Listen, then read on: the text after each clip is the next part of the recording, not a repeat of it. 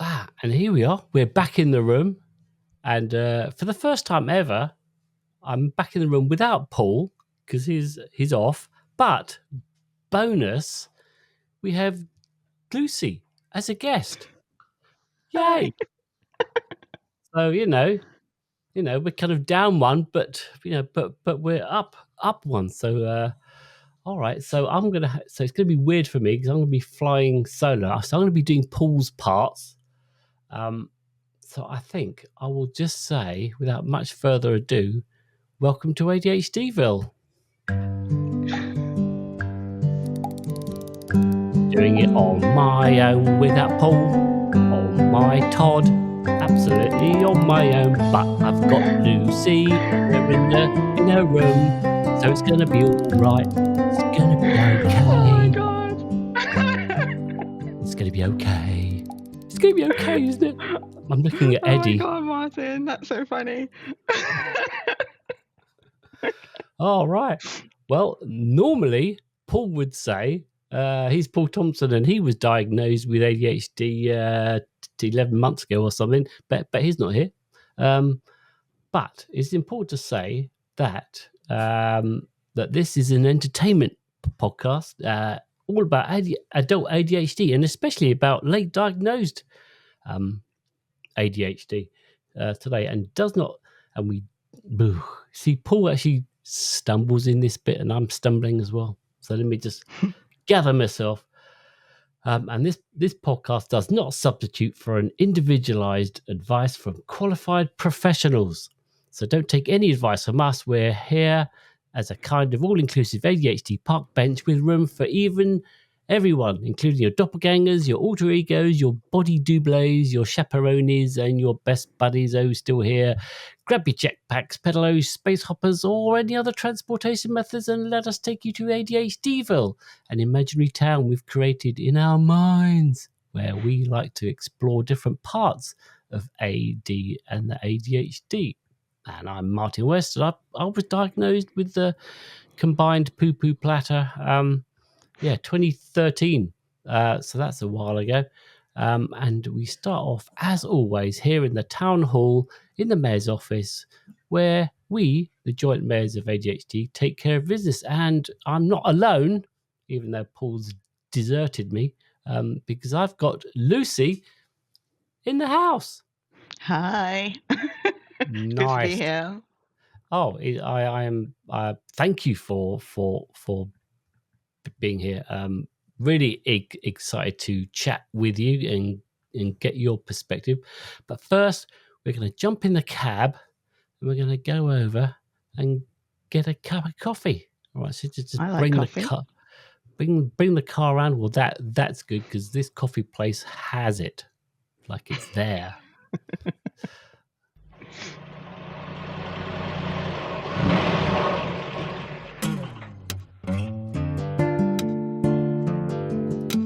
Yes. All right. Is that a Stanley?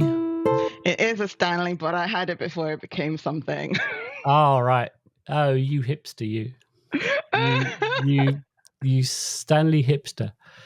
Yeah, it's a good cup. We have about 4 in our house. We have a white one, a multicolored one, a burnt orange one, and I can't remember what the other one is. I would love a burnt orange one for fall. Yeah, there you go. You see, you have to. I mean, that's it, right? You have to get your Stanley cups in seasonally appropriate colors. Yeah, because this is still summer. I don't love it. Yeah. Anyway. Yeah, it was hot here yesterday, so it's a nip in the air. It was 12 degrees this morning, but it's hot again. Yeah, it can't make up its mind really. I know. So, okay. Can I get you a drink as we're in it? Yes, please. Can I get a pumpkin spice latte? Like there the we go. Person I am. It's you know what? It's the thing. It's the thing. It's but what you do. Please make right? it decaf because I've got ADHD meds on board. Oh yeah, right? Exactly. I am the same, and Paul's the same. I believe as well. So we're all off the caffeine because, yeah, it makes you go wonky. At least it does with me. Yeah. I used to be able to get away with 1 in the morning, but Right. my husband had to go decaf because of his migraines. And so I All thought it was right. really kind to join him fully decaf. So, All right. yeah. Yeah. I make my wife a coffee in the morning, and there's quite often a little bit of coffee left, and I'll just have a sip, I'll just have a little mouthful, just so that it feels like my brain goes, oh, I've had a coffee. Coffee. Yeah. Mm, Funny that. I know. I'm gonna have my usual green tea, although I have been enjoying watermelon Ooh.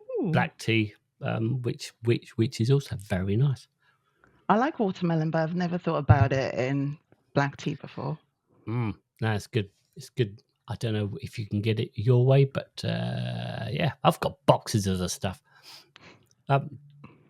Right, so we obviously kind of met on TikTok. That's where Paul and actually it's just me. That's where ADHDville generally chats with everyone. And the first question I always ask is like, what is your ADHD story? Yeah. My ADHD story is quite common in the sense that I grew up a gifted child and struggled, but I think everybody just kind of thought I wasn't trying hard enough or something. Mm. Anyway, I used to be sent out of class because I had to sing to focus. Oh Ding, ding, wow! ding. Um, but the teachers knew I was not a naughty child, but I suppose they didn't know what else to do. Right. So I used to have my little Mariah Carey concerts in the hallway by myself to do my work. But yeah, I did academically fantastic, great.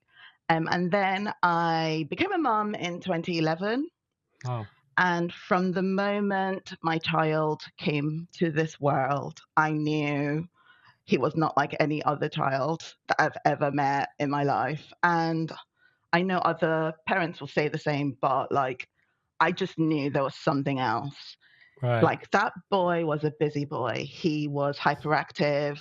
Once he could move, like, he Mm-hmm. never, and he's still the same, and he's 13 now. Oh wow! Anyway, so he finally got his diagnosis. Actually, he got his autism diagnosis first. Oh wow! Um, and during lockdown, and then the clinician said, I think you should think about the ADHD one, because we had tried before when he was 4 or 5, and we got our referral knocked back and said, I think they said he was too young.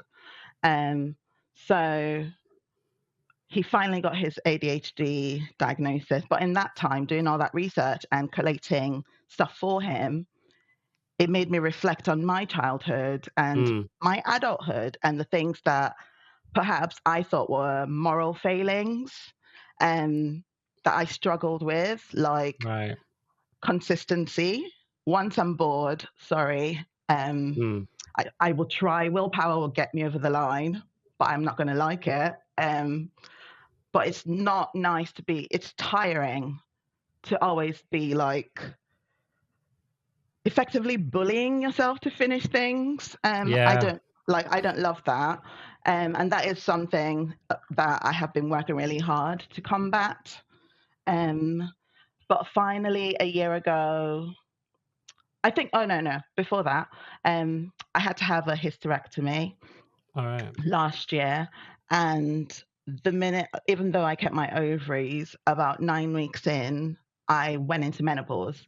And my ADHD traits got 100% worse. Like, Mm.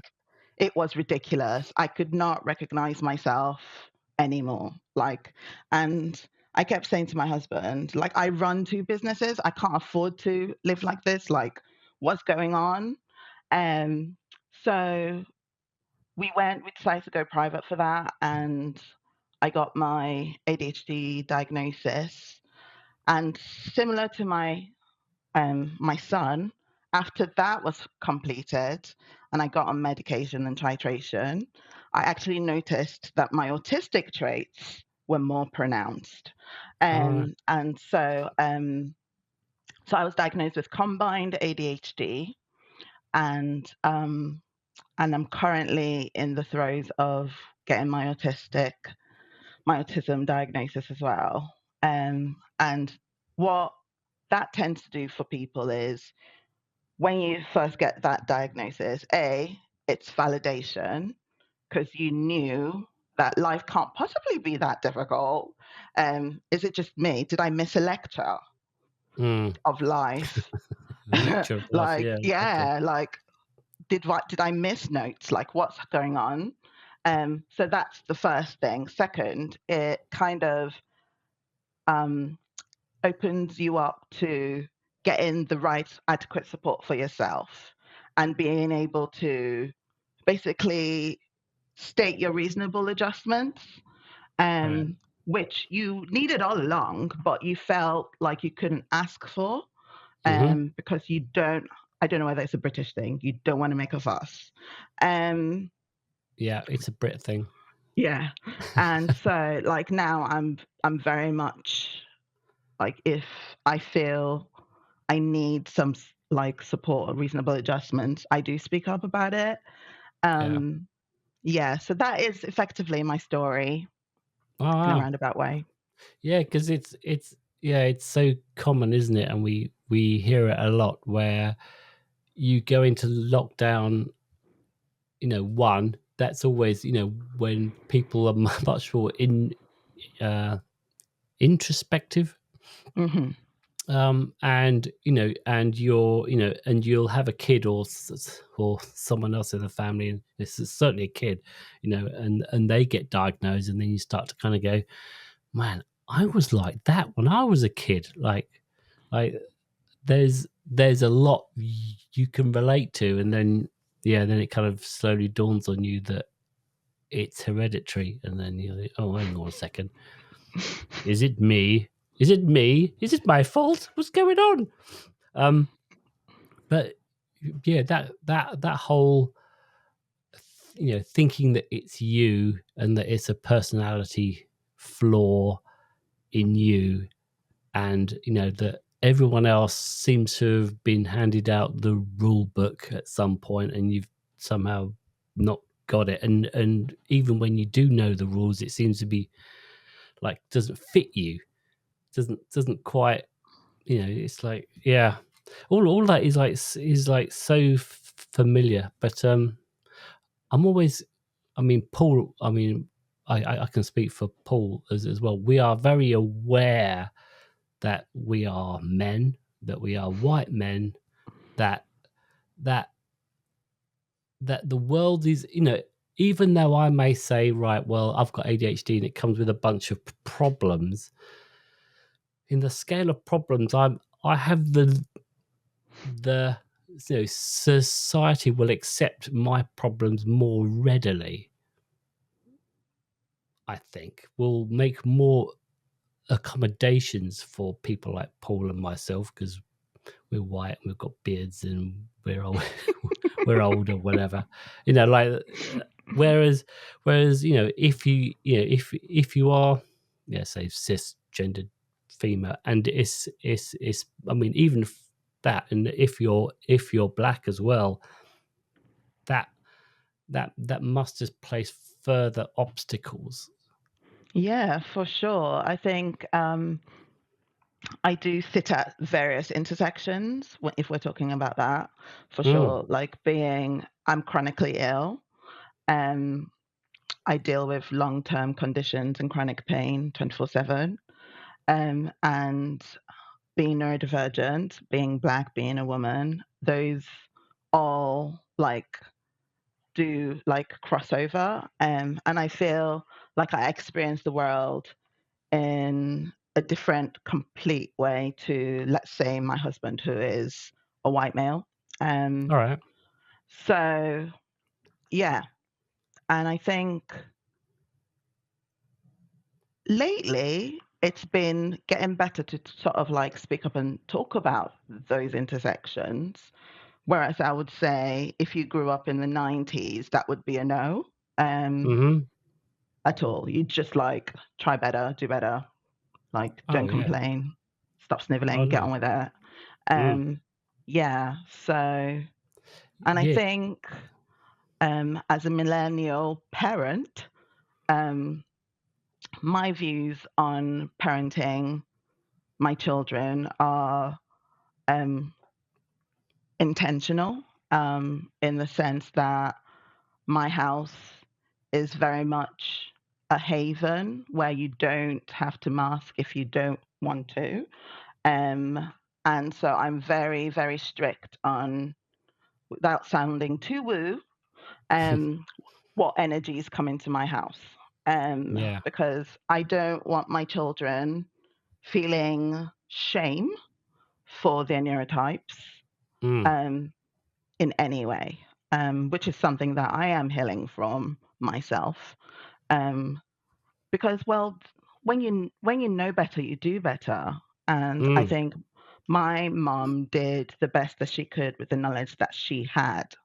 So, yeah, so there's no shade there, but like I'm intentional about how my autistic, my ADHD children um, Yeah. are allowed to be. Yeah.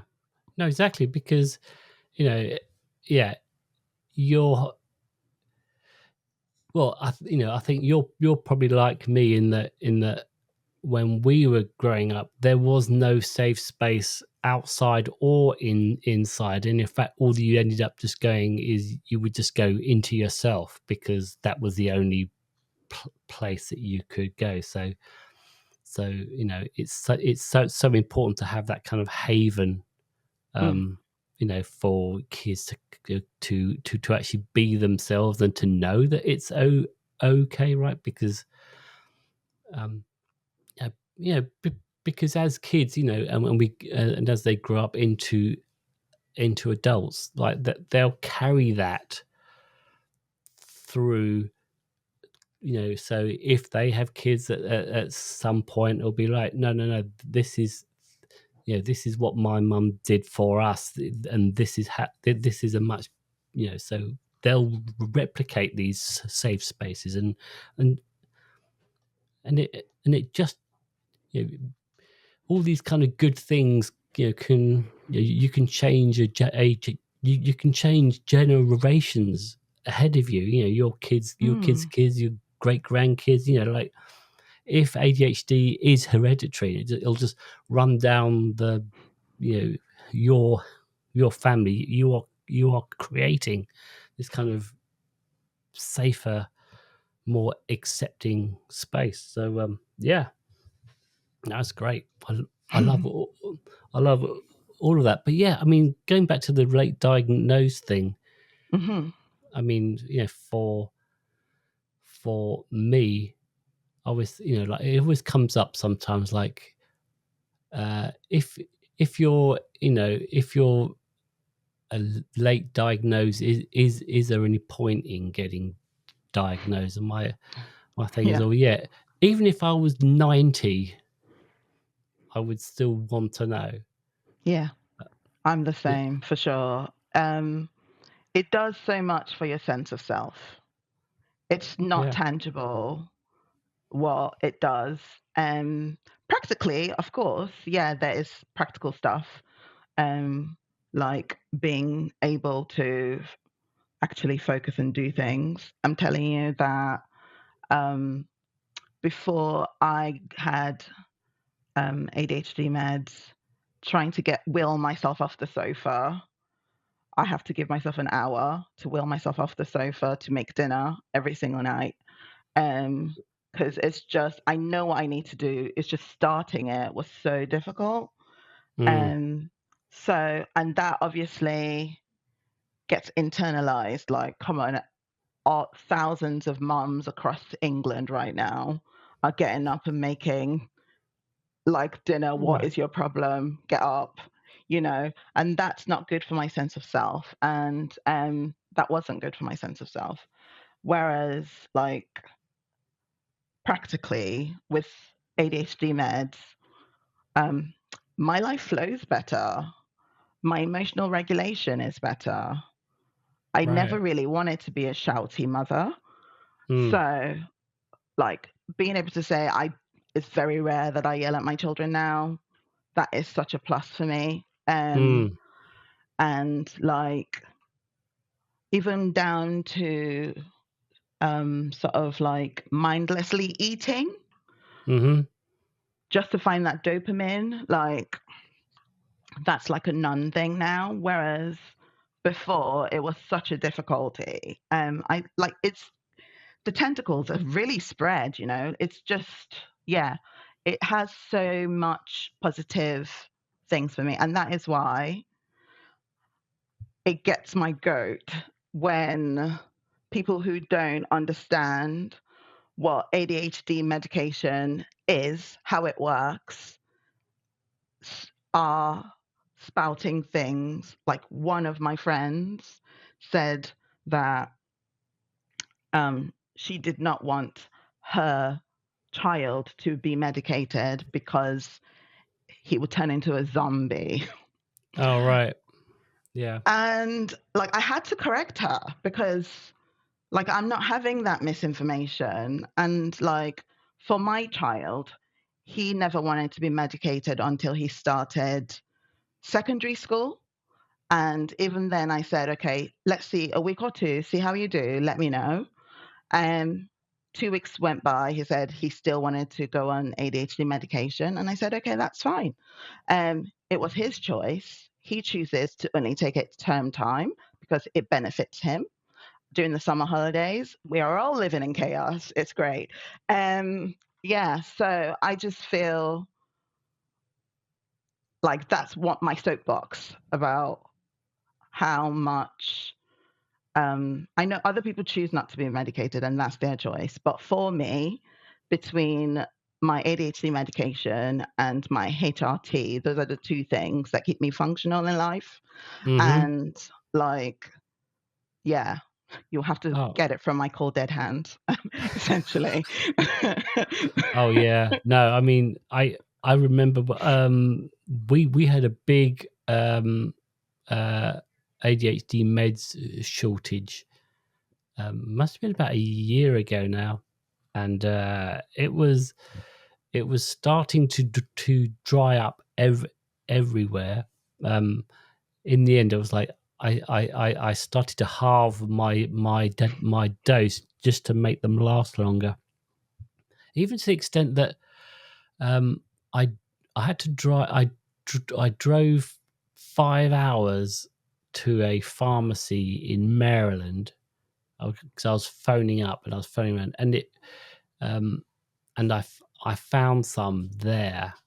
But yeah, I mean, that was one of the last one of the last places I could get it. So yeah, it's not having it. Yeah, I I know that on those days that I forget to have my meds, I'm kind of generally a little. I mean, I struggle on those days. And I'm like, why am I struggling so much? I said, oh God, I forgot to have my bloody meds, didn't I? Oh crap!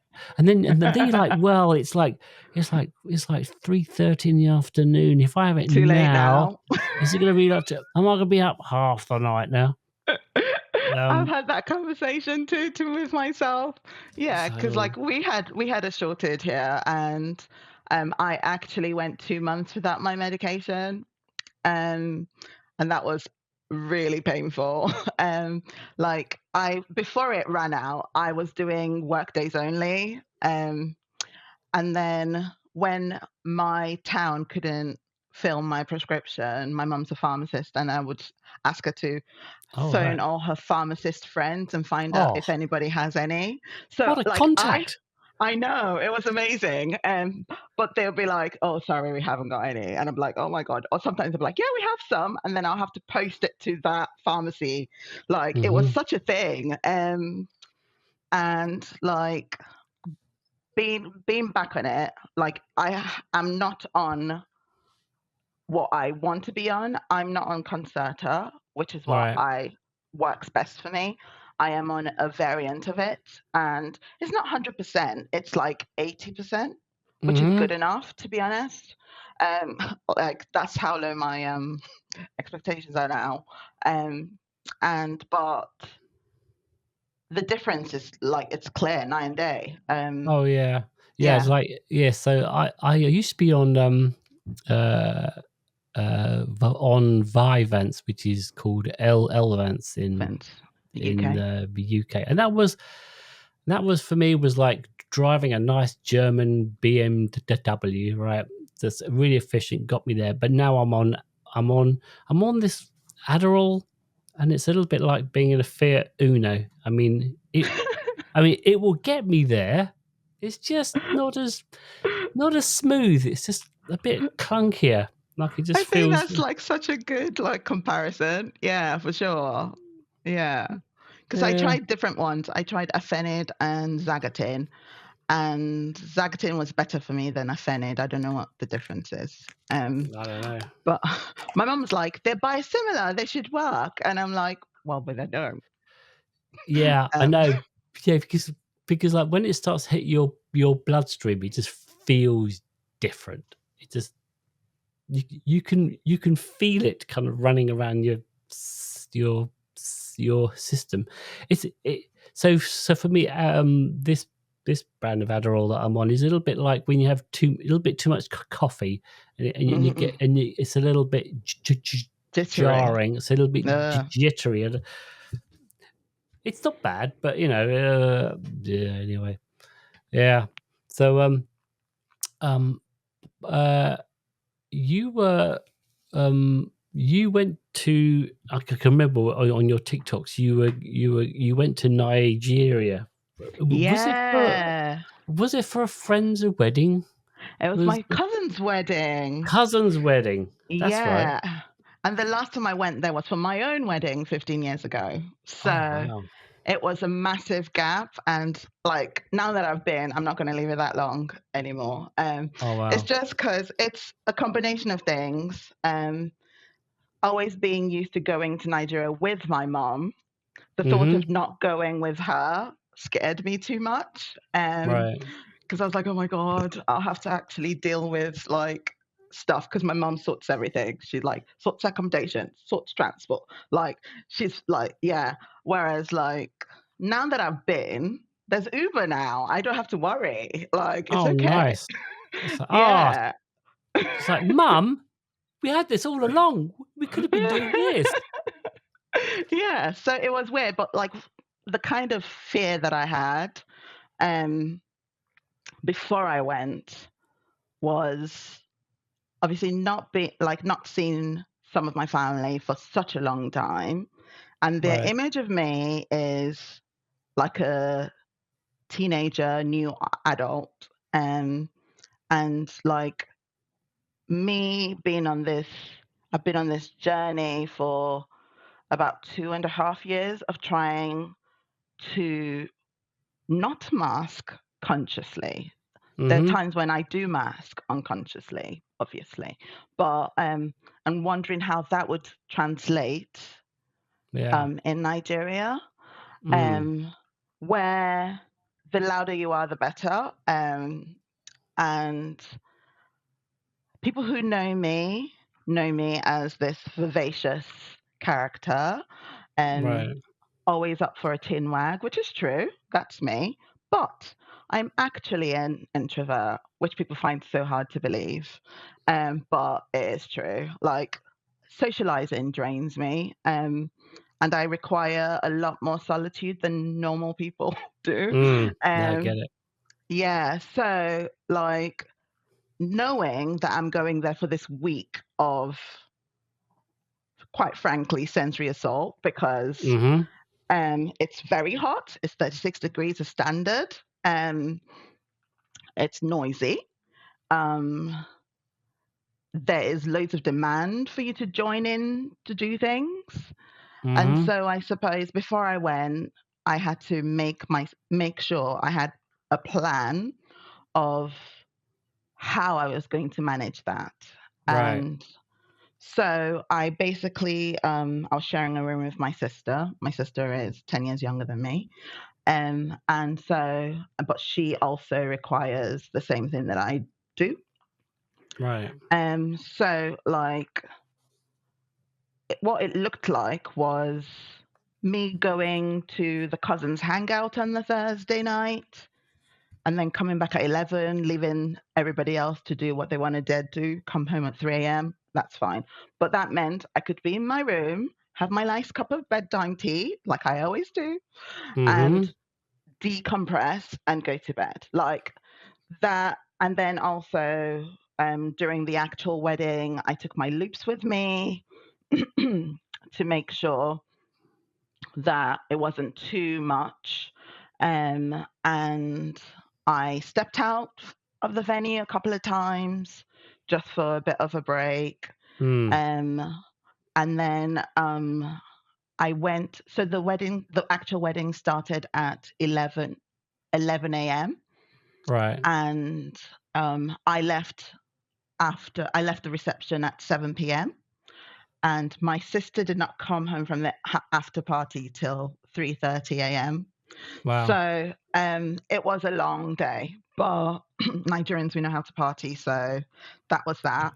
But Mm-hmm. I did what I needed to do for myself, um, and in order Right. to make sure that, like, I wasn't going to implode or anything.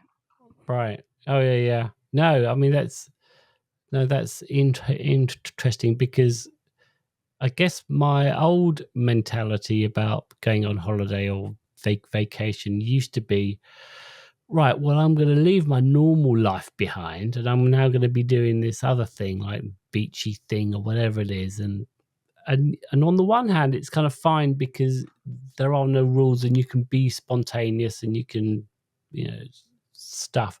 But if you forget all of your, like there are certain sort of, I'll say habits, routines, I think is probably the Hmm. better word, right? That actually just kind of make sure that you're okay. So as it as you say, it's just like, okay, I'm being overstimulated. I need to kind of take myself out. I need to wear hoops. I need to kind of like just respect my own mental health and make sure that is a priority. Um, Whereas, I wouldn't normally think about that usually. I'd just be like, holidays, rules free, just do what you want. And then you always say, right, or, when you come back, it's like, oh God, I need a holiday after that holiday. Um, yeah. I Yeah. mean, what is a Nigerian wedding like? Oh I don't my know. God. It's hard. Look, yeah. Okay. So, without generalizing, because there's loads of different tribes, but it's usually you have the traditional wedding, which is in traditional garb, where um, the groom goes to the bride's family and shows that he can provide for the bride's family All and right. for the bride by bringing all these gifts that were on a list. Um, Okay. and it's theater. It's theater. It's Mm-hmm. great. And then there's dancing. And then if you're a Christian, you would have the church wedding as well, Mm-hmm. which is the white wedding. Right. And after that, it's the usual vows and all that stuff. And then you Yeah. have like a reception, which is like a regular reception, where you eat and dance and repeat the same conversation to various aunties times 20. Um, yes. Oh, I'll just say are there speeches there. or Huh. Or is that just a sort of Western Sometimes there thing? are. Yeah, All right. sometimes. All Yes. right. There's definitely prayers. There's loads of those. Oh, okay. Yep. And then the adults go home. Well, adults, elderly folks, and then All there's the right. after party. Right. So that's a Nigerian wedding. Nice. It sounds like, from what you're saying, it's a raucous party There's as well. pyrotechnic indoors usually. Oh yeah. Okay. Just Fireworks go inside. hashtag Nigerian weddings. Have a look. I went I worked in India for a while, and I went to an Indian wedding, Yeah. and that was that was fun. That It's was, similar vibes. yeah. I Yeah. I I guess so. It was yeah, that was quite an experience.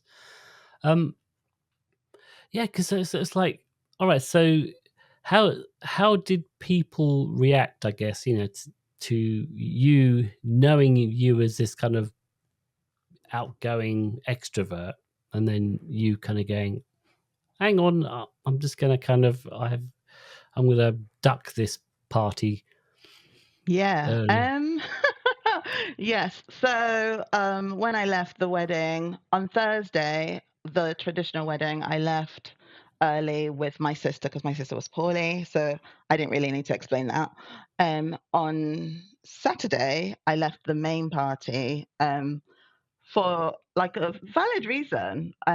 Because I live with quite a lot of pain conditions, and I just said to my mum, "Where's the driver? I need to go home. I've had enough now. My body hurts," Mm, which was true. But it also did benefit my sensory needs as well. So yeah. yeah, that was it really. That was how I dealt with it. Cool. And the morning I arrived in Nigeria, I arrived like at 6 in the morning at the hotel we were staying. We took over a whole hotel, and I had told my mum I'd be down for breakfast at 9. Thought I could have a 3-hour nap because I didn't sleep very well on the plane. I find it really difficult. Oh yeah. Um, and so, like at about 7 or 8, someone was banging my door, and it was my cousins. They wanted to come and see me. They were excited. They were excited to see me. They hadn't seen me in ages. But I knew I needed to nap. And like, if you have to know one thing, do not get in between me and my sleep. Like, if you want me to Right. be smiley and happy and pleasant to be Right. around, let me Yeah. sleep.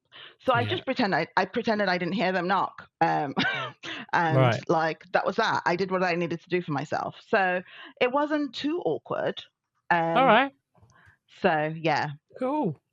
All right. So it was a fun time. You know it what? was. I was something struck me just a while ago when you were talking. You were saying that your younger sister Yeah. also has um, say similar is similar to you. And one thought I've been kicking around in my head, and is is the idea of, if you have like ADHD or you're autistic or combined or whatever, if you're the eldest child, Hmm. how that affects you versus being maybe a middle child or a younger child. Yeah. Are I'm you the the eldest. eldest, right? Yeah. Like me. So I'm Yes. the eldest of two. Although my brother, I don't think. I mean, he doesn't appear to have ADHD. Um, but I if you're the one going into the world first, um, and your sister's kind of like coming up behind you, um, is it different for you, do you think, Yeah. than it is for her? Yeah, for sure. Without touching on the eldest daughter immigrant experience, without touching that separately, just generally being the oldest, you are the first pancake, aren't you? Mm-hmm. You're the guinea pig.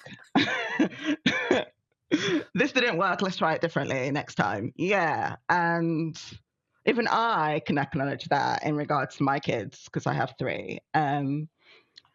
The way I handled my eldest's toddlerhood is not the same way that I did my other two, because I learned like it was better. As far as me, I suppose it's similar in the sense that I'm usually the person that has to have the serious conversations. Right. Right. Yeah. Yeah, because I kind of find that I think my guess is that the eldest ones have to mask heavier because they are navigating the world, for first, so Yeah. it would be you going to the new school first. It'll be you doing everything first, and then you can turn around and your and then the people behind you, your sisters or whatever, can see what can kind of like learn from what you're doing, right? So Yeah. you end up having to be much more heavily masked, I think, and much more careful and much more reserved. um Yeah, I'd uh, agree with that. Like, for example, when my sister was a teenager, she got a piercing there. right. Um, Imagine rocking up to a Nigerian household with a piercing that you hadn't asked for permission to get. But Hmm. she did it because she could get away with it, and she did. Like, I would never, I just wouldn't even think I could get away with it. So I would never have done it. Um, so it's just, that's one small way for Right. sure that I suppose my mum doesn't, I suppose my mum with my sister kind of thinks, okay, yeah, Lucy turned out all right. It's fine. Like, let's go. Um, yeah. So I think because they can see how their methods may or may not have worked. Yeah. Um, Yeah. yeah. It's that first pancake, as you Yeah. say. Different Yeah. hills to die on. Right. Yeah, no, yeah, absolutely. Different hills to die on. Yeah, because you with the yeah, because you kind of work out what are the ones that are worth dying on. Yeah. Um, and as you were saying earlier, for you that is the whole thing is compounded if you are an immigrant as well, then you've got the whole then you're culturally having to deal with a lot of that as Hmm. as well. So I mean, I'm not in the same boat in No. that I came from the UK, I went to Yes. America, but the cultures are quite different, but they're quite similar. And also, I'm white and I'm male, so it makes things easier. Um, but I imagine, I mean, I get a small sense of having to deal with a different culture, but with ADHD or whatever autistic Hmm. combo. But yeah, I mean, I can get a sense of for you, it's actually a lot more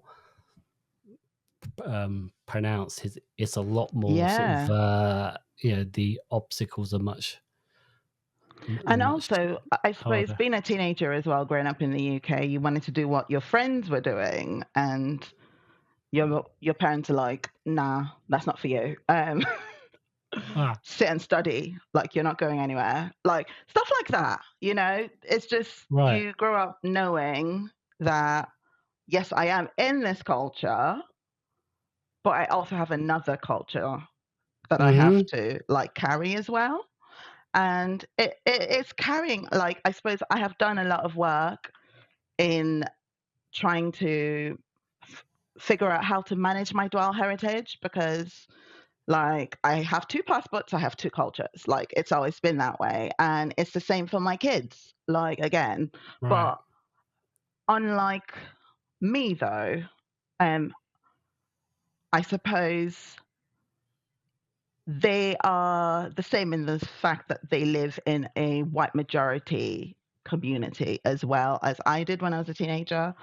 Right. Um, so there are different sort of conversations that we have with them being mixed and Mm. I being British Nigerian.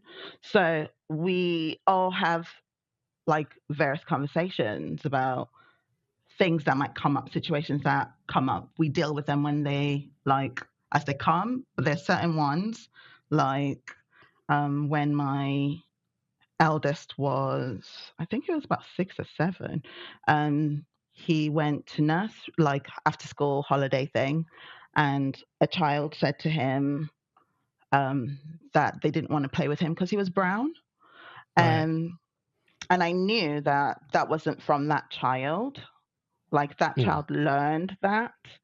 And so my priority was for A, my child's well being, and B, um, making sure that the adults in that setting like were aware of it and dealt with it appropriately. And so yeah, just little things like that come up now and then, and like I don't want them to. I see my dual heritage as a good thing. Like I know loads of people struggle with not fitting in, Right. but if you're neurodivergent, you already don't fit in. Let's be frank. Well, Like, that's was where I was going to go.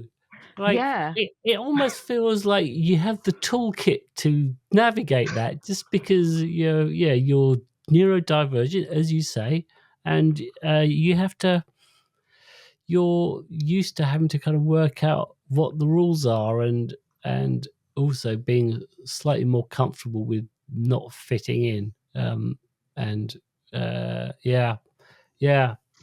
Interesting, isn't it? Where ADHD, autism, neurodivergence, and this culture change thing, it actually kind of helps you for a while, at least, kind of yeah, like just just kind of just kind of to survive somewhere else in a culture where you know you know, you were probably the same when you arrive, like here, like all the basic stuff that you knew how to do at home, like where to go to get your hair cut, how to get a yeah, stamp, where how does any the real basic stuff work, and then you then you arrive in a new country and like I don't know anything. I literally don't know yeah. anything. Got to I'm find gonna have to. out all over.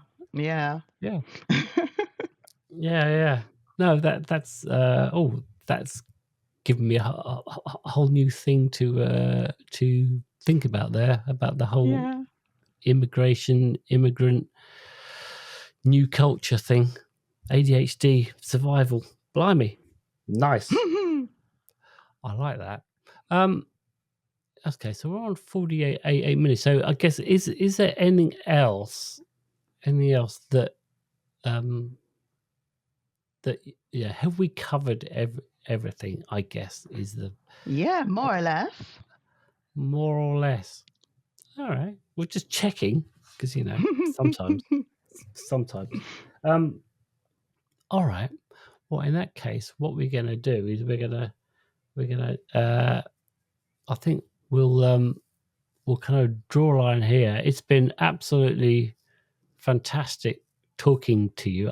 Yeah, Paul same. will have yeah, he will listen to this episode. So basically what's happening with him is he's doing some work for someone, and it was the last day. I think I think he's building things. He's building stuff. But I get texts from him like it's a nightmare. And The last day of a project is always hard. yeah, yeah. So it was yeah. So he's going to be talking about that in possibly the next episode after this, I suspect. Anywho, so it's his loss that he's not here, but the thanks for coming. Thank you. I'm gonna hit the outro button, and then the music will slowly fade in. Oh, there he comes. So this just leaves me to say that where's my notes? The ADHD. Here we go. ADHDville is delivered fresh every Tuesday to all purveyors of fine podcasts. Please subscribe to the pod and rate us most magnificent. And feel free to correspond at will in the comments. But wait, there's more. If you wish to see our beautiful, beautiful faces, and if you want to see Lucy's beautiful face, you can sally forth to the YouTubes and the TikToks. And you can also pick up a quill and email us at ADHDville@gmail.com. But in the meantime, be fucking kind to yourself. Yeah. Thanks a lot. Thanks a lot for coming in.